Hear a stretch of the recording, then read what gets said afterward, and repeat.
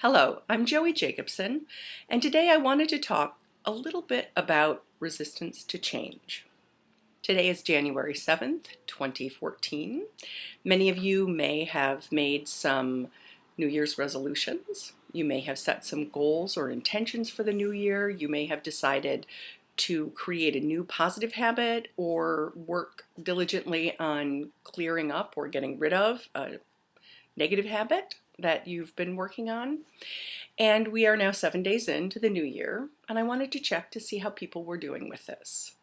I scheduled my 2014 New Year Jumpstart to begin on January 11th because I feel like it's a good idea to see where you are after just a little bit of time. Jumping in the enthusiasm of January 1st can be very enticing, but once you ride that wave of enthusiasm, "Ooh, it's the new year, yay!"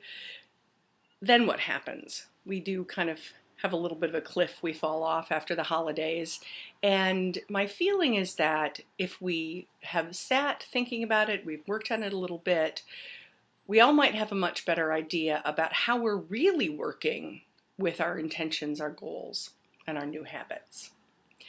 So, and how does resistance to change affect that? When we go into that, "Oof, I really do want that, but it scares me. I'm comfortable the way that I am now. This is what I recognize. I know what's going on now. What'll happen when that new thing comes in?"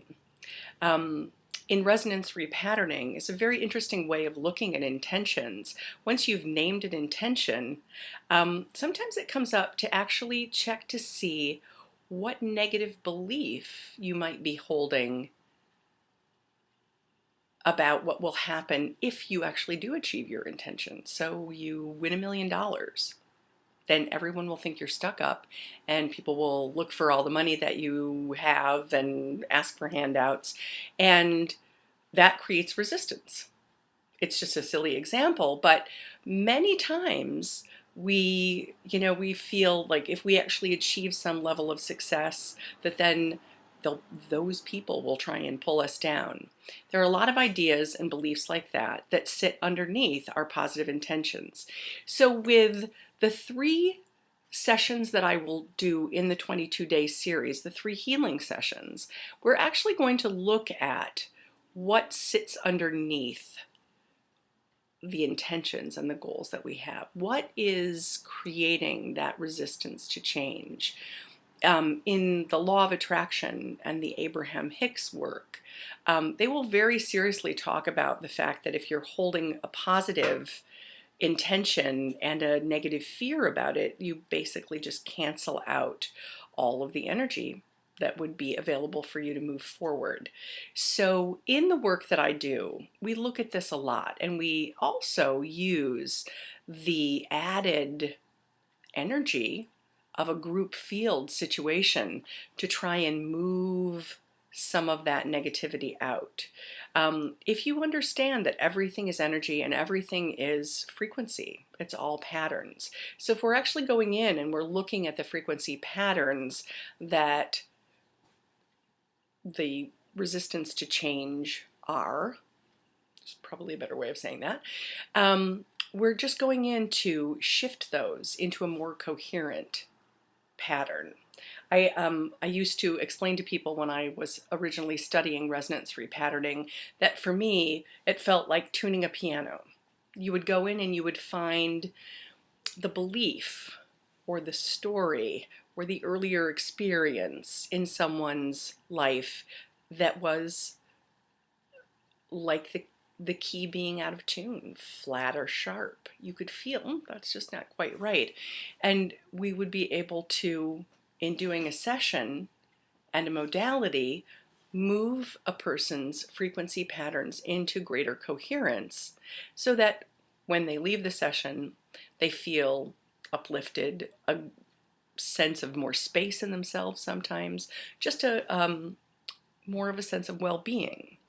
So in the 2012 New Year Jumpstart, it is my intention to support the group who shows up, and there are quite a few of us so far, in clearing whatever is sitting underneath kind of keeping us from having traction on our goals, our intentions, and our desires for the new year. It is a beautiful thing to work with a group. I've done quite a bit of work in the last 5 years with groups, and it can be pretty surprising how much can shift even when a session doesn't necessarily feel like it lands for you. An equal healing filters or ripples out in the group field. So if one person's earlier experience shows up and it clears for them, the waves ripple out from that clearing, creating a similar clearing for everyone in the group. So it's one of the things that I think is most beautiful about coming together with like-minded people looking to do something similar and positive. I'm all about the positive, even when I sit in resistance to change. I would really like to try to see how we can manage to move forward, how we can let go of some of the resistance, the beliefs, the ideas, and move into a more authentic and wholehearted way of being. And it is truly my belief that the more wholehearted and authentic we are living, the more our life aligns with what we truly desire our lives to be. So that's it. The 22-day jumpstart is 3 energy healing sessions on the first day, which is January 11th, the 11th day, and the 22nd day. And in between, each member of the group gets an email with suggested activities, a modality to do. So each day you're giving yourself a little session in between the big sessions that I'm doing as proxy on behalf of the group. And it can really move a lot of energy around in a very positive way and really anchor in the changes that you're looking to achieve. So that was it. I just wanted to invite everybody in, see if you were interested in being part of this group, part of clearing, and then bringing into manifestation what you so desire for 2014. Whether you decide to join the group or not, my blessings to you and Happy New Year, and have a great, great year.